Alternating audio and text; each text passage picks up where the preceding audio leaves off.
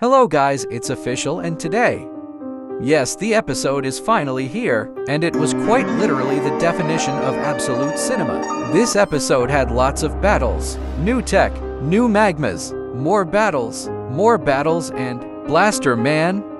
We are going to be getting into all of that, but before I start this video, I guarantee, with all my knees and balls, this video is going to take forever. You see this scene right here? Episode 8 about to come out before I post this. Heck, Golden might finally come out with a live stream before I— Wait, he already did? Anyways, I'm gonna take my sweet time with this analysis. I'm going into full detail. I'm not skipping anything from a signal swooshing particle to a tiny rock on the ground. I'm ready to analyze this, so sit back, relax, grab some snacks, and enjoy this epic analysis.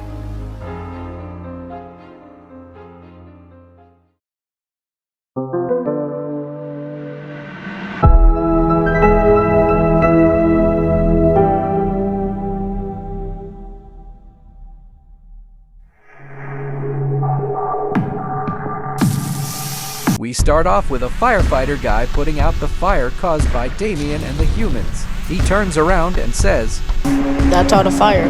Thanks for calling us." We then turn around to the Chief Power Man that we also saw in Season 1 extra scenes. Then a Science Power Man comes through the door with a strange device in his hand. He gives it to the Chief. The Chief is confused, so the Science Power Man tells him to put it on his head. He does so and gets the ability to actually speak words, not subtitles or anything. Nah, he's speaking perfect English. Reminds me of a certain device from a certain show that I can't quite remember. I guess that doesn't matter though. What makes my brain itch though is, we have already seen some Power Man already talk without the device. So why did the scientists need to make a voice box for them if they could already talk? So of course my confused asked Project Mod, "Hey Project Mod, how come some Power Man can talk without the device that was used in Episode 7? For example, the Science Power Man in the extra scenes for Season 1, he could speak perfect words without the device. Is there a reason? The Science Power Man bin already has the device. They just found a way to insert the device in like a DVD. But Power Man who were once human can already talk due to their organs still being intact with their robot body. The device the scientists made is like the voice box. The OC people didn't have much time to give a bunch of Power Man voice boxes already. That's why some cloned Power Man still have a voice box. That actually makes more sense now. So basically, to sum it up, most Power Man that are clones already have a special voice box made by the OHC members. They are just inserted in the robots. But Power Man who were once humans don't even need a voice box cause they could already talk. Makes sense. Anyways, after the Chief puts on the device, he says, "Hello. This can be useful for more communication with the humans. Make more of these things and make sure we have enough." Then the Science Power Man goes back outside, it seems. Maybe there's a secret passage in the wall, or maybe there's another part of the base he's going to. Oh well, the Chief Power Man puts the device in his pocket and tells us to go follow the Science Power Man. I think we start following him until the alarm goes off. We check what's going on and switch to a different POV. Now, here's where the action starts to happen. We switch to a Power Man running out of the base and goes onto a slide. The door starts to open and we run outside to see a giant portal opening. What kind of sorcery is this brew? We look to see what's happening and look closely. Then a whole bunch of magmas start spawning in out of the portal. They send some explosive magmas towards us and we start to run away. But of course the explosive magmas were too freaking fast and we died. Yup. This is the start of the true magma war right here. The OHC are cooked. Or so we think, right? The camera switches back to our original POV. We look at the Chief with another Power Man looking said. He then says, "I thought we had more time." We look back at the Chief, and he tells us to go help the other Power Man fight. So we get our blaster ready and head out to go to war. Can't be that bad, right? We walk through the door, and here comes the best warfare in this whole episode. This scene that actually be the best 20 seconds of any Project Magma episode ever. And here comes my deepest analysis in analyzing this whole 20 seconds right now. Let's do this. First off, we get two explosions over here. One of the explosions hit a large magma that goes flying down. There's also a helicopter in the air spamming blasts at another magma. Over here is a power man running, then getting blasted by a flying magma. This large power man is blasting at a flying magma in the distance. This powered tank is blasting another magma in the distance. There's also another tank blasting a large magma here. This magma starts using his laser at the tank, but I'm sure gets blasted by the same tank in this scene.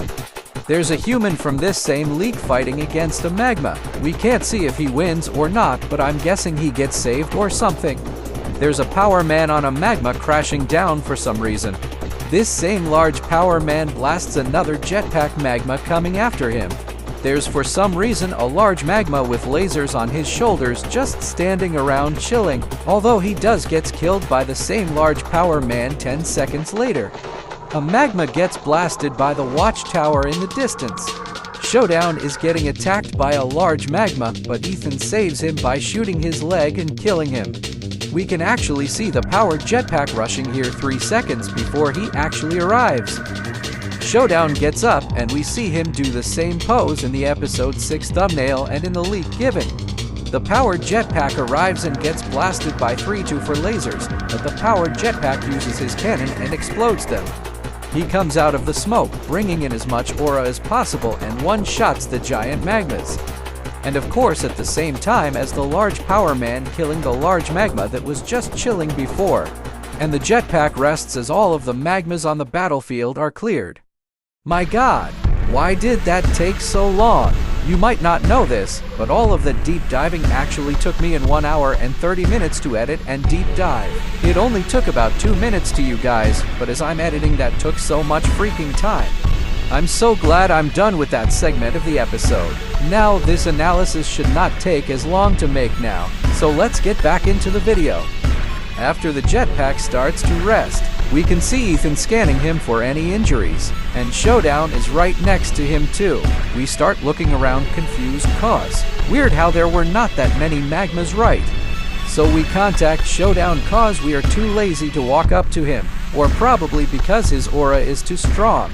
We ask him why weren't there much magmas here. Showdown of course says I don't know cause even he is confused. We also see the same large power man from the leak riding a magma and crashing down. See? Even background characters have more aura than Showdown. We start looking around for some reason, but then we get a signal from maybe the chief power man or a science power man saying, "Those idiots linked our location to the world." And that was 6 hours ago. Be ready for anyone else coming. Also, if you pause at the right time, there are some hidden messages throughout the text. The first one says, "Blasters are coming to help." And second one says, "Be prepared." Should have listened to the hidden text cause I sure wasn't ready for these next scenes. They were just insane.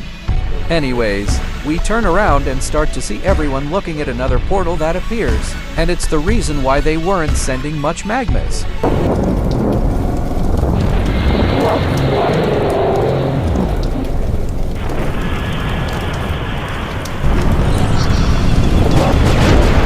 They start firing at the main one, but it doesn't do shit. The middle magma starts charging up his laser and fires at us. But then, my favorite character in the series finally gets back up and counters the laser with his lasers. He might be weak and tired, but he's still got some stuff. The other obliterator-looking magmas start destroying the base. It can't get worse than this, bro. Oh wait, it does.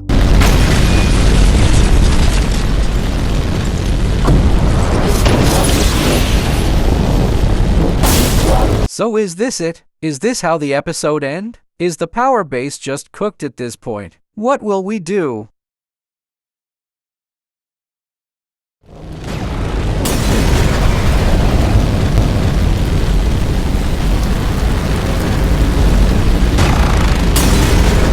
Did you really think it would end there? No, someone is always there to save us. The Blaster Man have arrived to help. The blade magma gets blasted by the Blaster Man as we turn to look at him. I actually like the new design too. The pants are different, and so is their blaster. Then the blaster man tells him to watch out as the blade magma gets blasted by.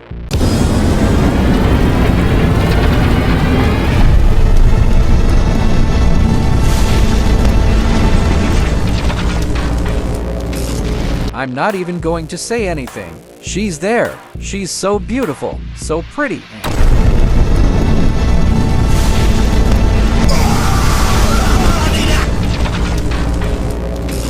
Then we hear the same obliterator-looking magma crashing down and getting jumped by a large blaster man.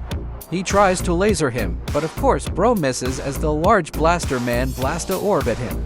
Can't believe they gave Blaster Man TV tech, bro. They are basically overpowered for now. Thought it would be the third race, but I guess not. Would the Energy Man have speakers? Who knows?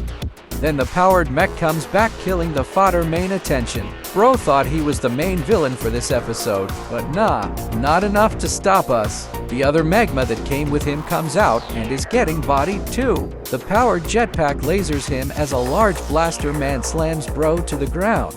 This trio was trash, bro. They legit was one shot. I'm gonna be skipping this scene for YouTube's sake though. I'm not getting freaky right now. We turn back to the portal to see a large explosive magma appearing. Was this all you guys had? Yup.